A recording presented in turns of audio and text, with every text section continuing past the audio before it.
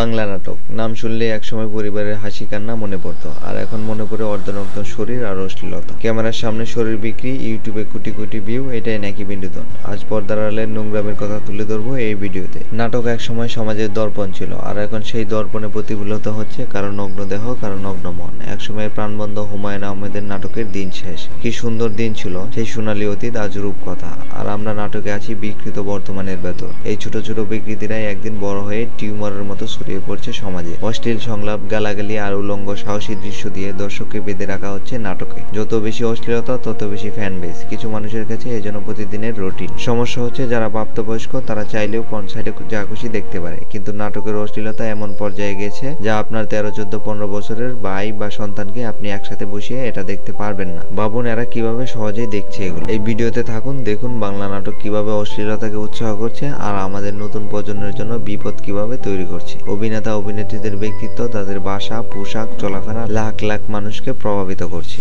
নারী দেহের নগ্নতা, পুরুষের কামনা, এসবই এখন ট্রেন্ড। একে আমরা মডার্ন কালচারের দোহাই দিই, অথচ এর ফলাফল কি? 40 পেরোনো অভিনেত্রীরাও এমন ভাবে নিজেকে তুলে ধরছে যা দেখলে সাধারণ মানুষের চোখ লজ্জায় নিচু হয়ে যায়। প্রায়ই পত্রিকার হেডলাইনে আসে নতুন ছবি পাস, অপ্রকাশিত দৃশ্য ভাইরাল। এগুলো শুধু শিরোনাম নয়, এর পেছনে লুকিয়ে আছে আরো অন্ধকার গল্প। কিছু অভিনেত্রী সরাসরি বলেন সব চরিত্রে অভিনয় করতে চাই, প্রয়োজন হলে যে কোনো চরিত্র। কিন্তু এর মানে কি? অভিনয় নাকি গোপনে যৌন বাণিজ্য? অনেকে যুক্তি দেন যৌনকর্মী না থাকলে সমাজে অপরাধ বাড়ত, দর্শন, অপহরণ, খুন কমতো না। সত্যি কি তাই? দেশে এখনো বছরে শত শত খুন হচ্ছে, শিশু পর্যন্ত দর্শনের শিকার হচ্ছে। আসলে যতদিন সুশাসন আর আইনের শাসন প্রতিষ্ঠা হবে না, ততদিন এই অন্ধকার চলতেই থাকবে। কিছু অভিনেত্রী এমন কথা বলেন, যৌনকর্মীদের জীবন থেকে জীবনবোধ শিখতে হবে। সত্যি কি শিখতে হবে? যে নিজের শরীর বেচে রুটি রুজির পথ খুঁজে, তার কাছ থেকে কি শিখবো? কিছু তারকারা মাদকাসক্তি, মাদক কেনাবেচা বারবার খবরের শিরোনাম হয়েছে।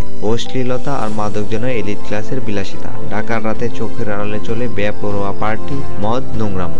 নাইট লাইফে অভিনেত্রীদের আনাগোনা নতুন নয়। বড়লোকের ছেলে আর প্রভাবশালী রাজনীতিবিদদের রাতের সঙ্গী হয়ে যাচ্ছে এরা। এই মডেল বা নায়িকারা। দেশ ডিজিটাল বাংলাদেশ হয়ে গিয়ে ইউরোপ আমেরিকাকেও টেক্কা দিচ্ছে। এসব শুনতে গর্বের হলেও এর ভিতরে পছন্দ উঠছে। আজকাল অর্ধলঙ্গ পোশাক আর প্রকাশ্য অঙ্গভঙ্গি দিয়ে দৃষ্টি আকর্ষণের হিড়িক চলছে। নাটকের প্রেম, ভালোবাসা, ডেটিং এর নামে নোংরামুখে এমন ভাবে নর্মাল করে তোলা হচ্ছে যে যুব সমাজ এটাকে স্বাভাবিকভাবে ধরে নিচ্ছে। নাটকের নামগুলো দেখলেই বোঝা যায় সস্তা আকর্ষণই প্রধান লক্ষ্য। যেমন crazy lover, lady killer, play বয়, ডেসিং গার্লফ্রেন্ড। এইসব নাম দর্শককে টানে, আর গল্পে থাকে অশ্লীল সংলাপ আর নোংরা বাট। সবাই জানে, তবুও যেন বাবার কেউ নেই। নাটকে নারীর অবমাননা, অথচ নাটকের গল্পে শিক্ষার চেয়ে বেশি শিখছে খুন, প্রতারণা আর নোংরা সম্পর্কের গল্প। বাস্তবেও নাটকের মতো লিভ টুগেদার এখন ট্রেন্ড। বাবা মায়ের অনুমতি ছাড়াই অনেকে বিয়ের আগেই একসাথে থাকে। ডিভোর্সের মতো লিভ টুগেদারও এখন স্বাভাবিক। এমন সমাজে আমরা বাস করি যেখানে নাটক দেখায় অশ্লীলতা আর পরিবারে নেমে আসে বিশৃঙ্খলা। নাটক যদি সমাজের প্রতিচ্ছবি হয়, তাহলে এই নাটক দেখে কি শিখছি আমরা? বিনোদন দেওয়া যায়, কিন্তু অশ্লীলতাকে বিনোদন বলে চালানো কেন? যদি এসবই দেখতে হয় তবে পয়েন্ট সাইডে দেখা যায়, খোলা ইউটিউবে বা টিভিতে নয়। প্রশ্ন হলো, একজন পরিচালক কি নিজের পরিবার নিয়ে বসে এই নাটক দেখতে পারবে? অভিনেত্রী কি পারবে তার বাবা মায়ের সাথে এমন দৃশ্য দেখতে? যদি না পারে, তাহলে এই কন্টেন্ট আমাদের ভাই বোন বা ছোট ছেলে মেয়েদের জন্য উন্মুক্ত কেন? এটাই কি আমাদের সংস্কৃতি? এই নোংরা শিল্প চর্চা কি বাংলাদেশের প্রকৃত রূপ? সমাজে লুটপাট আর ক্ষমতার লড়াই যেখানে বড়, সেখানে সামাজিকতা আর নৈতিকতার তোলা নিতে ঠেকছে। কেউ এসবের সংস্কার নিয়ে কথা বলে না, ফলে পশ্চিমা কালচার এমন ভাবে ঢুকছে যা আগে কল্পনাও করা যায়নি। অনেকে বলবে তুমি হয়তো শিবির বা জামাত। না ভাই, আমি মুসলিম, তবে কোনো দলের নয়। বিবেক জাগ্রত থাকলে বুঝবেন অশ্লীলতার কোনো ধর্ম বা বর্ণ নেই। সত্যি কথা বললেই অনেকে আহত হবে, তবে সত্যি তো সত্যি।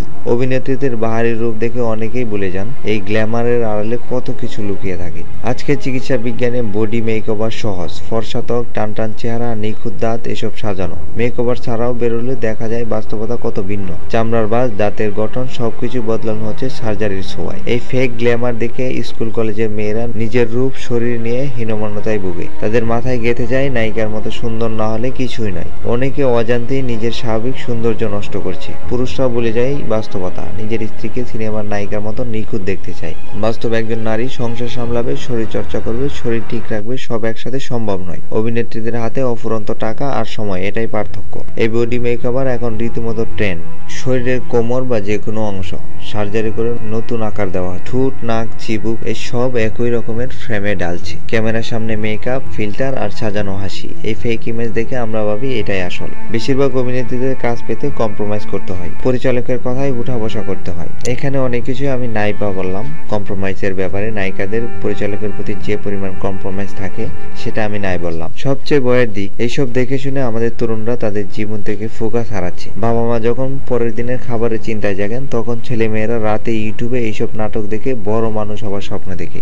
অভিনেত্রীদের বাহারি জীবন থেকে অনেকে ভাবে ওরাও হবে মডেল। কিশোরদের মাথায় ঢুকে যায় এই মিথ্যা গ্ল্যামার, অথচ বাস্তবে এর পেছনে কত বড় অন্ধকার সেটা তারা জানে না। সবশেষে প্রশ্ন, নাটক কি সমাজ গড়ছে নাকি অন্ধকার বাড়াচ্ছে? উত্তর আপনার কাছে। তো ভিডিওটি ভালো লাগলে বা এই ধরনের ভিডিও পেতে ভিডিওটিতে একটি লাইক দিন এবং আমার চ্যানেলটি সাবস্ক্রাইব করতে পারেন। দেখা হবে পরবর্তী কোনো ভিডিওতে।